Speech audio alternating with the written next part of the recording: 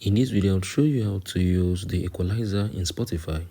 This is going to be a full guide video, so make sure you watch what I'm going to show you in this video. And if you want to customize your listening experience on Spotify, I'm going to show you how you can be able to use the equalizer to do that. I'm currently on my iOS, I'm currently on my iPhone. So if you use your Android as well, this still works out for you. So open up your Spotify, click on your profile, click on settings and privacy, click on playback.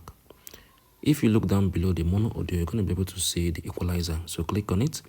If you want to customly optimize how you want to listen to music here on Spotify with the equalizer, just click on the equalizer, turn it on.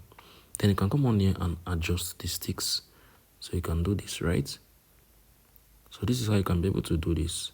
So you can be able to customize your listening experience here on Spotify with the equalizer. If you found this video helpful, please share your thoughts below in the comment section. Let me know if you found this video helpful. I will see you all in the very next video.